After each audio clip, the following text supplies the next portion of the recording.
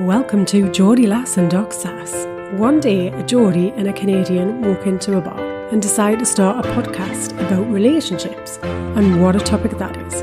No subjects are off limits. Get in touch today with us at geordielass.com or email info@geordielass.com and let us know what you think and what we should talk about. Welcome to the podcast. Hello. Hi everyone. Welcome. Hello. How's it going? Oh man, I am totally like, what is going on? It turns out moving countries is not easy. I forgot about this. Am I too old for this now? I don't know what in your brain thought it was going to be easy. Oh my God. I'm surprised that you're surprised at that. I am surprised that I'm surprised.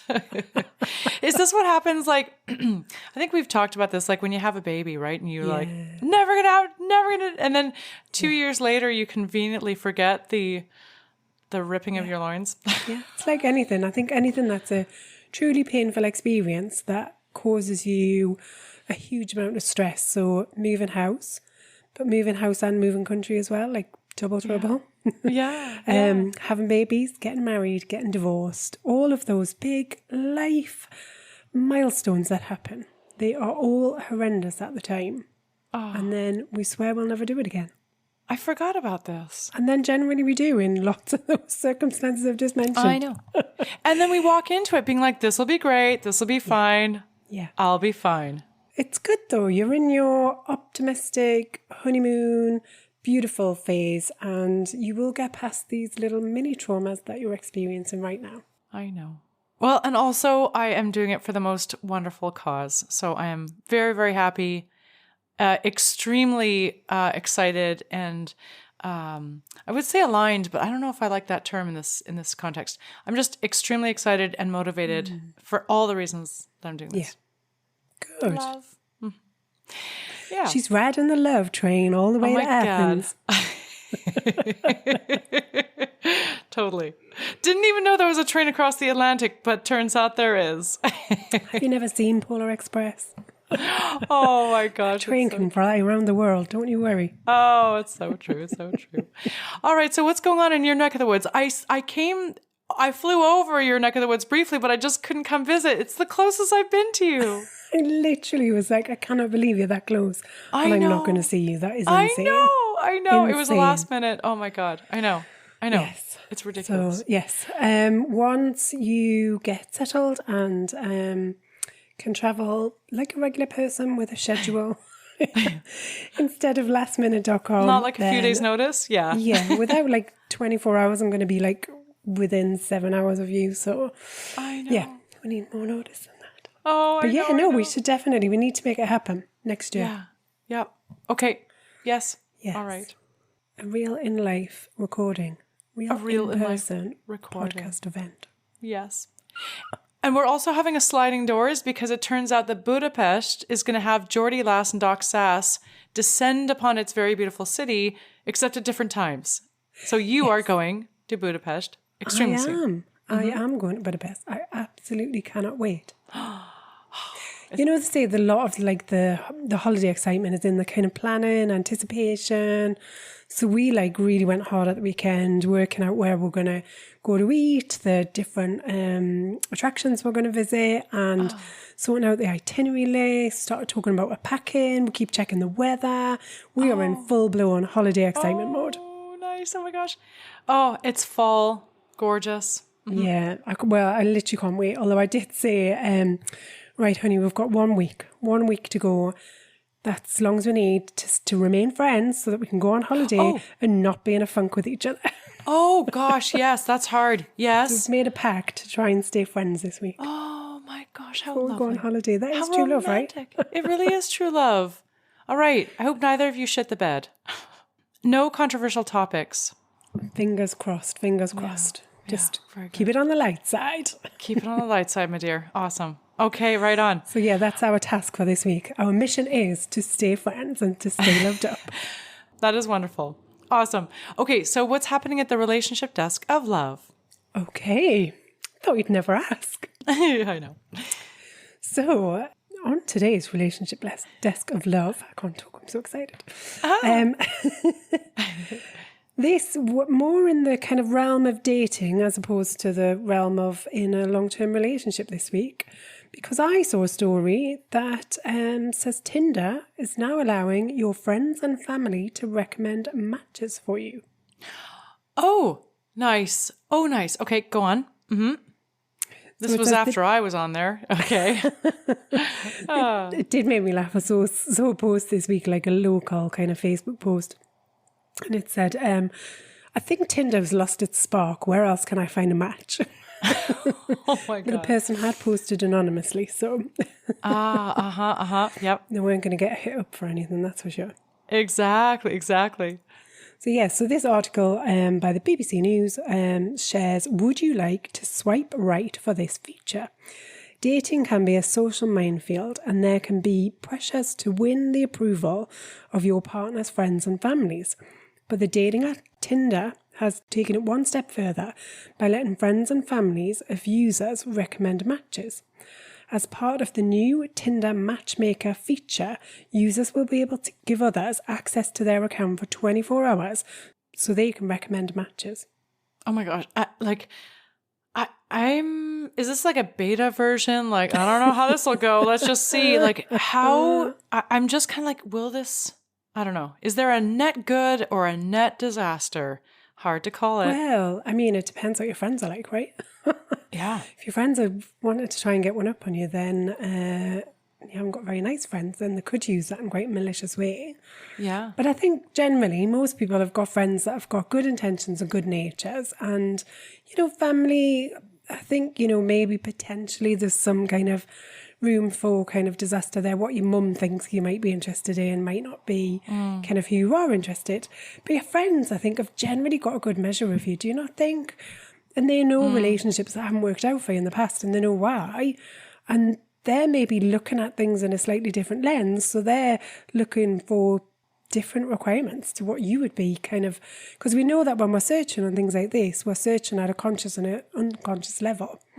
Whereas your friends, I don't know, are they more likely to be kind of looking for something that they know is a difference from the things that haven't worked out in the past, maybe? I don't know. I agree. I'm coaching a lot of people, and I'm realizing more and more we have to get out of our ruts, and we have to look in fields that we would never have thought to look in. Because when I get kind of a list of must-haves from people who are on the dating scene and they're wanting to be coached around successful dating, I get this lovely list, but then I realize, the question comes to me is, what would you be willing to give up on in order to find this person that you describe? And the biggest thing coming up for me is political alignment. I am starting to make this audacious recommendation to people to look on the opposite side of the political spectrum, because I know people who will filter according to political views and do you believe in this movement? Do you believe in that movement? And I think we're throwing the baby out with the bathwater. Yeah. We're missing people who will really align very high compatibility, like of the stuff that matters. We may not be able to watch the same TV programs. We may not be able to talk about voting on vote day because it might be an inflammatory topic. But that's where I'm getting very curious. And then a friend might be able to select the overlooked, the people that we would totally miss because we're going off and chasing people who are wrong for us. Yeah. Isn't there something like 70% of things that you will disagree on as a couple, you'll never be able to kind of get, you'll never be able to agree on them. And that 70% of stuff is just stuff that you need to come to terms with in your relationship. Yeah. I am now a believer. I never thought. I thought, and I realized I was looking for stupid stuff in terms of compatibility. I was looking for dumb stuff like window dressing when what Was it do they like Marmite or not? Oh gosh, Vegemite, Marmite. Marmite lover or hater? I know. It was almost like that. Like, we listen to the same music. I'm like, what? You can't build a house on that. No. Looking for strong foundational stuff. Yeah. I don't know. You say that. I came into the kitchen the other night and God only knows what playlist my other half had on, but even he admitted it was pretty crap. Oh, okay. Well, as long as he knows, he's a little bit out there on the left there. Yep. Yeah. Yeah. Oh, well, that's lovely. Okay, well, let's stay tuned and see how that goes. It couldn't be any worse than how dating apps are now, in the words of all my clients. I don't think that I have a single client. Bumble, Tinder, Hinge, these are all just inevitable miseries. Yeah, they do seem to be tainted with not the best kind of view, do they? So yeah. Well, but it's where everybody's going to date. So it is. Because we don't get out there anymore. No. I know we are so digitally enmeshed. So hopefully this is a bright light. And maybe all of us are just moving. Maybe the digital world is moving us closer and closer to arranged marriage. Maybe. That's a whole nother podcast. It's like, what? There you go. Good times, good times. I don't think we've got time to answer that bit in the love desk. I was going to say, I'm going to close that can of worms right as quickly as I opened it. I was going to say, I'm writing that down for a future hot topic. Yeah, I knew it. Right, I'm on it. Okay. Oh, nice. Speaking of hot topics. Yes. Would you like one? Yes, I would, please. Yes. Okay.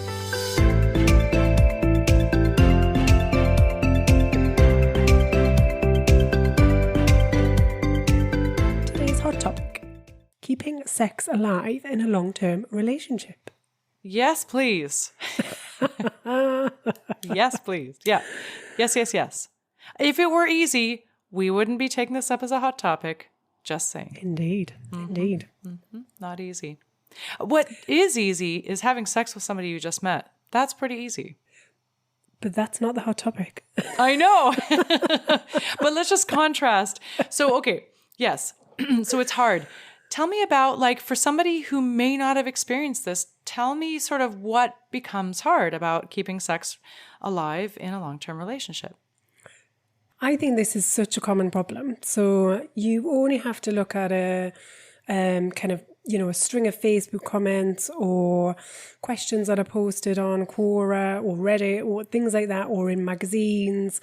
This is something I think you either fall into two camps. I think you either fall into a couple that are kind of long-term and sexually happy, or you fall into another camp. I literally think it's as black and white as that, of people that are unhappy. I think there doesn't really, you don't hear much about the in-between. It's either you've got it all going on, or you haven't really, and you're kind of quite dissatisfied with how your sex life is. So I think it's quite a common occurrence, and I think it is equally as common between kind of a younger generation than it is to an older generation. So I don't necessarily think that it's kind of age related, but I think what it is we, in those first flushes, and I'm sure you can testament to this, you are flooded with happy hormones. All you can do is think about your partner. Like, literally everything else goes out the window. You can't concentrate on work. You can't concentrate on other priorities, because all you think about is when are we next getting together? When are we next going to have some sex? Like, how great the sex was that we've just had. You think about how that person makes you feel so special. You think about how you feel so aligned and connected and valued and appreciated by this person. Now, who wouldn't want all those lovely concoctions of chemicals running through their body that make them feel like that? Unfortunately, it doesn't last. So that kind of happy honeymoon hormonal phase does wear off, and it will be anywhere between sort of, I don't know, what does it say, 6 months and 12 to 18 months to 2 years, depending on kind of where you're at and I guess what's happening in your relationship. But it will eventually wear off. And when that happens, you need another plan, you need another strategy, you need something, and you need to give it some thought. And I think the primary thing here is that we stop giving it any energy, thought, intention, because we didn't need to before. It was almost like the body and the mind took over and provided all of that intention and energy for you. So you didn't actually have to be conscious of thinking about it. And I think that is the problem. That's absolutely, we were never conscious of it, never trained to. Yeah, it hits us like a speeding train, maybe not like high speed bullet train, but a very fast train. Because like you kind of realize, oh my God, this is a problem. How could this be a problem? We were so great at sex. We were so great. But I think the problem is, I think that train passes through the station without you even noticing. Oh, yeah, no, because you're right. you kind of like, you go kind of 6 months, 8 months, 10 months, 12 months, whatever time period is down the line. And you kind of think, hang on a minute, I'm sure we used to have better sex than this. Yeah. And you start to think, I can't even remember the last time we had sex, let alone had good sex. So, and then as you get out of the habit, we've talked about this before on the podcast, I'm sure, that, when you're out of the habit, it's sometimes very difficult to get yourself back into the habit. And I think you can almost talk yourself out of sex as much as you can talk yourself into sex. Yeah. But you're more likely to talk yourself out of it than you are into it. So you might have kind of a fleeting moment where you think, oh yeah, you know what, I could quite fancy it later. But then something else happens, life gets in the way, you're not attuned to each other the same way. And by the time you get to bed, you're kind of like, oh yeah, okay, the moment's passed and you can talk yourself out of it. Yeah. Yeah, totally. There does tend to be this thing where one person is more distressed than the other. There's somebody who might be saying, oh, but isn't it normal to have very little sex while we're in the child rearing stage of our relationship, where the other person is like, no, I thought we could do all the things, raise children and have a great sex life. So the really painful thing is you're almost never on the same page in terms of the issue. And you're usually at war with each other.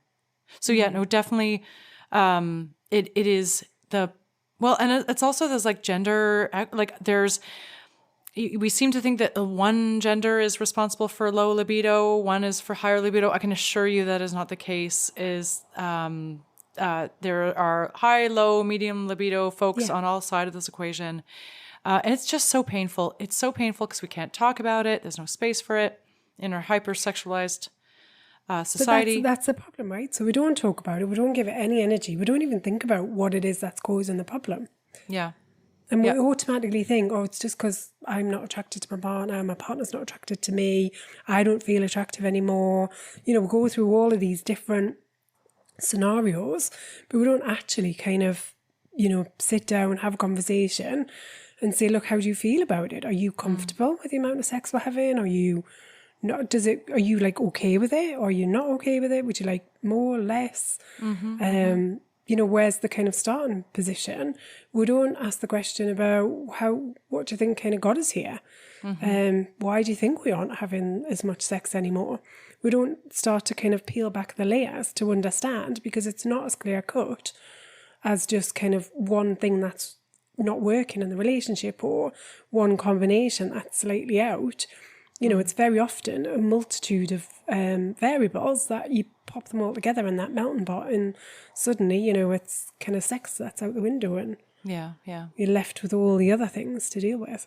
Right. Yep. No, agreed. Agreed. So, there are books written. But I do find it's hard to read a book or read somebody's viewpoint and really get like this, game plan, I know what to do, because this is so complicated. Everybody is so different.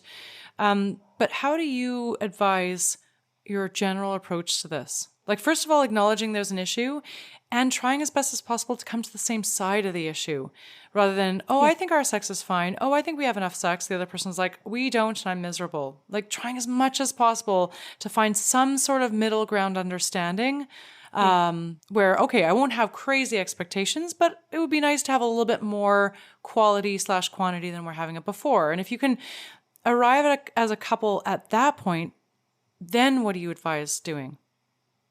Yeah, so I think you're right. The first thing is to understand exactly the point of view from both sides. So what is it you think? What is it I think? But even before I would get to that stage, I would collect your own thoughts on it, because it's often not an easy topic to discuss, because even when we personally kind of think about something, we'll often dismiss it in our own mind before we've even explored anything at all.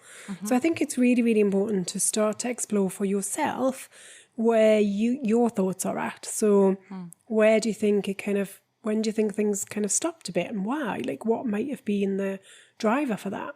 What are your own sexual driving needs? So that it's not all about the bedroom, right?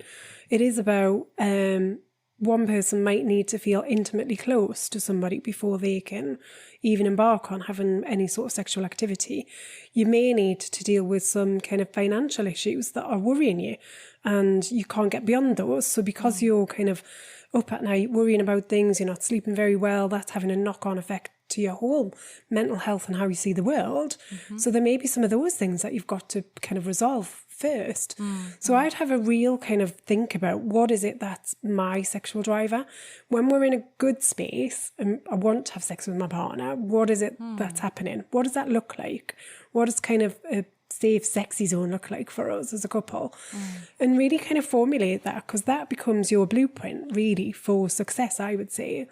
And then it's about having the conversation. So you say, look, you know, I've like really genuinely, I've given this some thought, and these are some of the things that are coming up for me.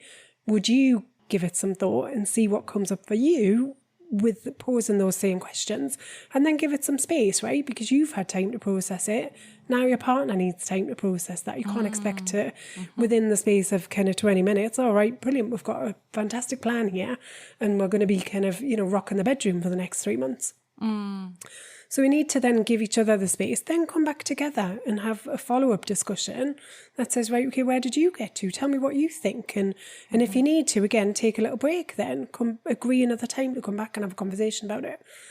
And then once you've kind of got a deep understanding about where each of you are at, what your needs are, what you feel comfortable with, what you don't feel comfortable with, some of the other success factors that need to be in place in order to feel like you can give the intimacy side of your relationship a good go, then you can start to formulate a bit of a plan, because you've got the basis then for something that does create your personal intimacy blueprint, if you like. And there's you know, there's lots of stuff out there that helps you to kind of create these things. But essentially that's what it is, right? It's, what do I need to feel good? What do you need to feel good? How do we work on putting those things in place? And then how do we slowly rebuild that intimate connection? Yeah, no, totally. And if this has kind of just come upon you in the last 6 months to a year, if you catch it early, it's easier then to kind of like do your own headway and maybe use some self-directed tools that you can find online. I do find if this has been going on for years, which generally it is, by the time it rears its head, it does often require like that third person in the room, a coach, counselor, a therapist, because it's really emotionally charged. And a lot of the time people are like, I don't know what turns me on. I don't know what my needs are. I don't know what's standing in the way. I don't know why we got here. I honestly, the why, I'm going to say you may never know why you got there, other than it takes a lot of self-awareness. You're right. Like, so you will, you know, at times you'll need some help with that. And that's why, you know, we do the work that we do, is to try and help couples to understand some of the other stuff that's going on, because it doesn't matter what's going on in your relationship. It's never just going to be about one thing. It's just, that's not how it works, right? Yeah. And so, it can be incredibly useful to have those 3-way discussions so that you can get lots of things out, and it feels very safe. It feels secure. It feels, in some ways, it feels easier to talk to a third person in the room with your partner listening. Sounds bonkers, but it's very often easier to be able to do that, because you are almost being given the permission to speak. Not only that, you're paying for the session, right? So you want to make the most of it, is generally what I find. Yep. So I think absolutely, yes. I think that uncovering the reasons can be very difficult. But you said something there, Anna, which is around catching things early. And I do really think this is the same in any issue in your relationship, but especially when it comes to sex, because the longer you leave it, the worse it gets, the more the kind of the gulf is in, and things might be absolutely wonderful in every other aspect of your relationship, but for some reason this gulf is there, and it's very, very often difficult to kind of, join those two sides back together. So the sooner you pick up on this and the sooner you raise it as a question in your relationship, the better. Yes. Yep. Absolutely.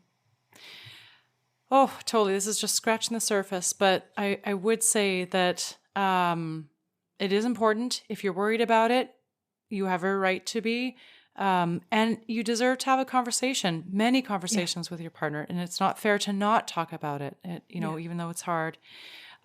Reach out for help if needed. But it's one of the most common things that we see. And it's an inevitability. Our spontaneous desire to have sex is going to drop off 6 months to 2 years into any relationship. So if you're somebody who has a hankering for a long-term commitment, like this is a bridge that all of us are going to have to cross. Yeah. Yeah. I think, the other thing is really focusing on other parts of your relationship, because it's easy. There are lots of things that are a kind of foundation and a level for this. And just as they are in the courting stage, when we're in this kind of amazing, wonderful kind of period of abundance, then we're also putting a lot of time and energy into the relationship. And that also drops off. And there's a correlation between the amount of investment that we're putting into the relationship and then the amount that we're getting out of it, whether that's sexual or otherwise. So really focus on, if you wanted a starting point that, you're not ready to maybe have the conversation with your partner yet, make the conversation different. Make it be about the spending time together, and make it be about how can we get quality, richer time that we have got. And that might be few and far between, right? Because I get it. People work different shifts. You've got kids, you've got parents to take care of, you've got a cat to get to the vet, you've got some charity that you've just volunteered to. I get it. The slice of time that we've got available to us to spend as a couple is diminishing at times, and depending on different stages that we're in life. So work out a plan to make the most of those tiny moments that you do get, and start with that, if nothing else.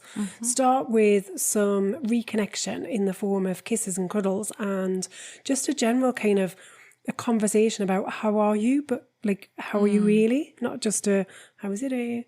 And I'm not listening because I'm busy making dinner and I've just completely blanked out everything you said. And then I'll probably ask you a question that you've already answered. Right. So that being kind of present, that real kind of deep interest in your partner, start with those things. Yes. Because without it, who wants to jump into bed with somebody that's not interested in them? I know. Oh, okay. Well, that's a start. It's a very tantalizing start, but all good stuff to get you going. Indeed. Oh, yes. Thank you, Sara. Okay. Should we move to a question? Yes, please.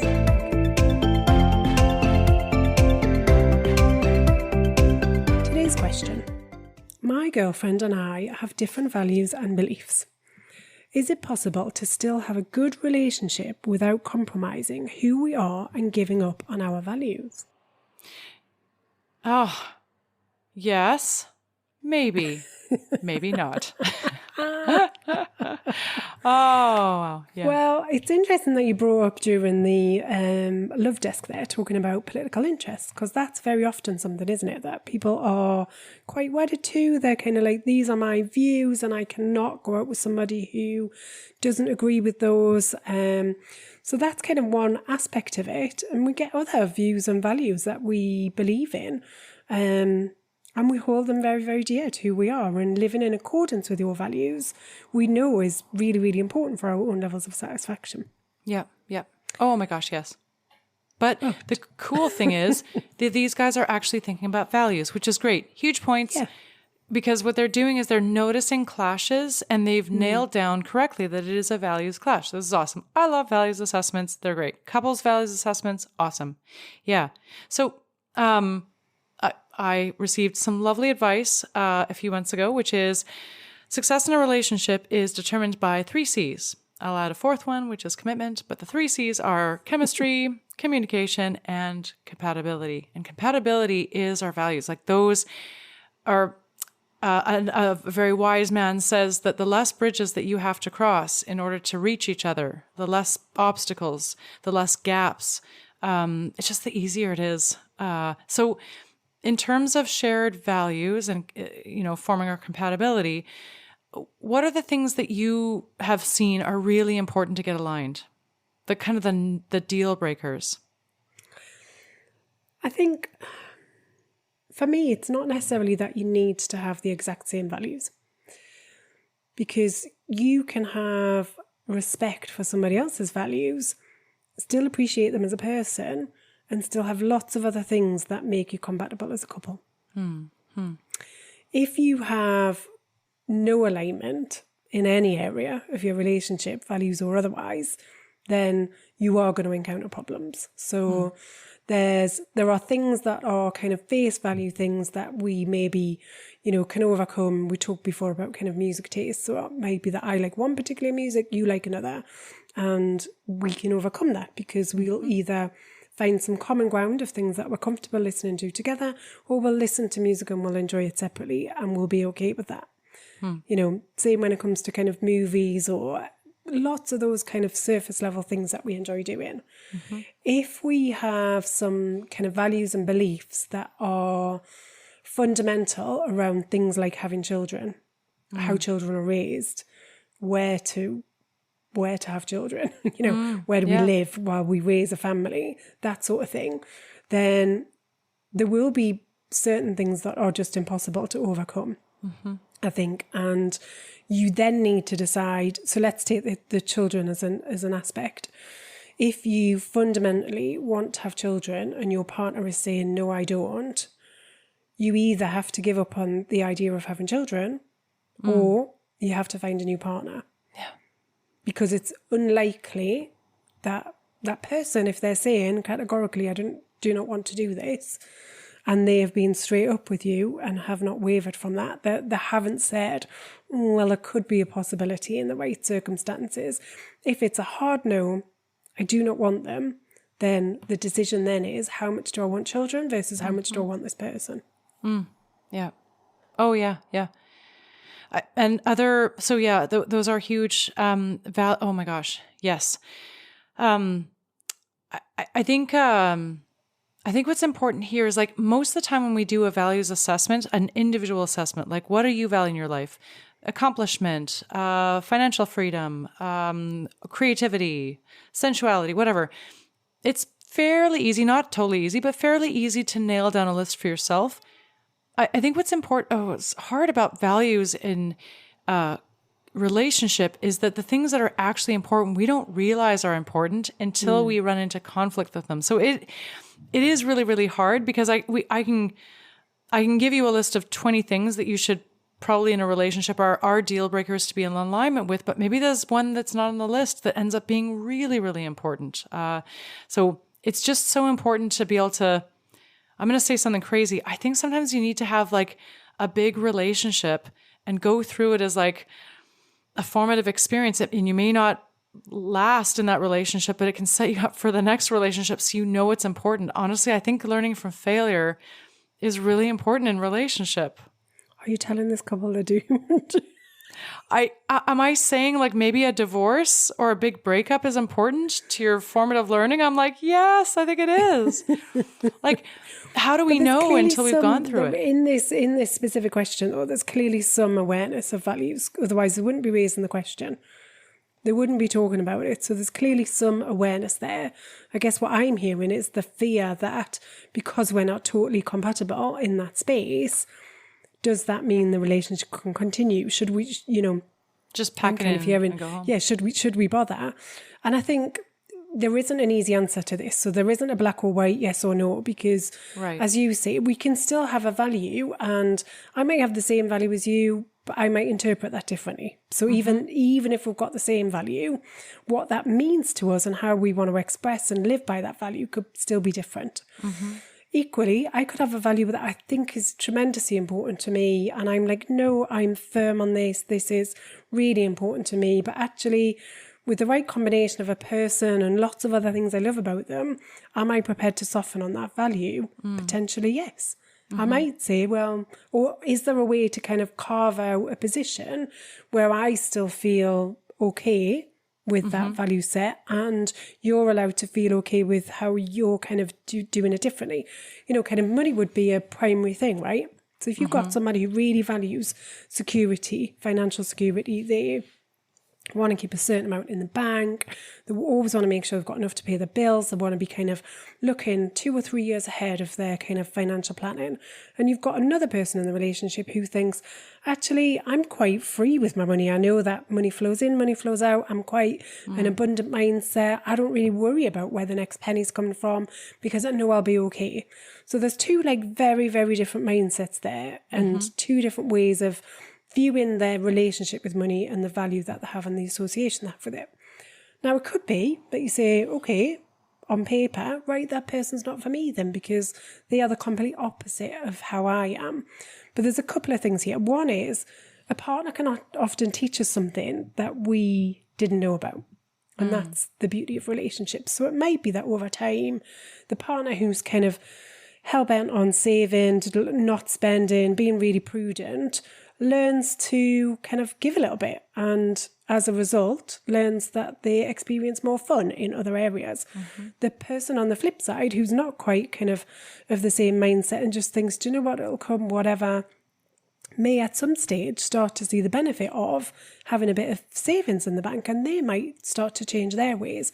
So over time, they still have a similar approach to the value of money, but they're combining that position to get to a place that they're both happy and comfortable. And they won't know that until they go through it, until they start to experience it. Yeah, very true. Because you don't know how you're going to react or respond to something half the time. And it's a great bet to take, which is, you're right, like we won't know. We can try our very best to both align, to communicate, to understand how we sit, and then to try to see if we would venture to shift and to compromise a bit and possibly surprise ourselves. Like that is the big thing. Sometimes, like, I think one of the biggest things is, as you mentioned, children, that if somebody says, I don't want children, that is true for them today. I would not want to be like, well, maybe I'll change their mind. I would not take that bet. Having said that, could that person 5 years down the road with a different partner change their mind? Yes. Yeah, our values shift. And that can be very hurtful for a prior partner who heard a categorical no before. But you can surprise yourself and really shift. But it shouldn't be out of a forced compromise. No. It should not be something that stretches you beyond who you are. You should like yourself and love yourself even more after coming out of a loving negotiation period with a partner to say, well, how much could I bend over to the other side to have us meet? Yeah. I think there's a difference between completely going against your values and being open to somebody else's perspective on how things could be different. That is a truly different kind of approach to it. Yeah, that's true. You know, you got your whole life to come into alignment with each other, and you'll never get there. And so you don't have to get into alignment to start your journey. That's the whole point. That's the marathon. Yeah. I think it's about looking at your, what is the commonality? What are the bits that make you happy? Where's your secret sauce? Yeah. What are you kind of, what are you proud of in your relationship? And if there's enough there, then just build on it. Yeah. And having the conversation, is amazing. It is. With the right person. It is. Yeah. Yeah, absolutely. All right. Feeling loved up and positive. Yeah. Oh, okay. Some good stuff to take into we're just scratching the surface on both of these. Just scratching the surface. Yeah. All right. So how is your week before Budapest going to look? I'm feeling quite calm and confident about life right now, so I'm going to go with that. Oh, that is lovely. Yeah. No, I'm feeling pretty good, actually. Good. Ask me at the end of the week. I might feel different. Is it because that moon got back into alignment or something? You were saying a few weeks ago that the moon was... Oh, was it something in Mercury in retrograde? Yeah. Yes. Yeah. I haven't heard a lot about the stars recently, so maybe we're all in a good space. Yeah, maybe we are. But you know what? For those who aren't, we're here, and we're all going to go back into some retrograde planet Aquarius. So pack our episodes for the hard days ahead. That's a beautiful thing. There's easy days ahead and there's hard days ahead, and that's what life is. Indeed. Well, it sounds like it's drinking hour now. I shouldn't make too many jokes about alcohol, but I am. Because now I'm in the evening time. Now it's full on dark. I know. Yeah. Well, it is pitch black outside. I've got to say right now. Yes. Yep. I keep thinking about that book that you shared, or you mentioned about the seasons. Was it called Seasons of Winter? Oh my gosh. About how we need to learn to live with it. And I really think I need to read it because I don't approach this time of year very well. Oh, my lovely friend. She, rather than running away from the Toronto winter, she dives right on in with a good pair of boots and makes use of these beautiful walks in the wintry with a good jacket. Yeah, I did purchase a new raincoat actually, ready for Budapest in case it does rain. Ah, good. So I'm just getting myself element ready. Don't you worry. Good. Oh, well, enjoy. Have some scrummy food. Yes, I La will. Polenka was the local drink. Holy man, that'll put hair on your chest. Oh my God. So what was that? I think it was Polenka. Wait just a second. Let me just I'm going to fact check myself just so that I'm not Hungary. Oh, Palinka. Sorry, just 1 second. No, not Polka Dog. Palinka. It was high fidelity stuff. Yeah, very hectic. So it'll keep you warm though. That's the whole point. You have to drink Palinka to get through the winter. Through the chilly times. Yeah. Enjoy. Tell me all about it. I will. Yes, I shall look forward, and I'll see if I can gather any love news on my way. Okay. All right. That sounds good. Catch more than a cold on the plane. Absolutely. Till next time. So that's it for another week of Geordie Lass and Doc Sass. We hope you've enjoyed listening as much as we've enjoyed chatting. Get in touch and share your questions for relationship remedies and any hot topics you want us to cover. If you need help navigating all things relationships, Anna and Sara are available for one-on-one coaching support. Email info@geordielass.com. Please remember to like, share, subscribe if you've enjoyed listening. And if you've not, how on earth have you made it this far? I promise we'll try harder next time.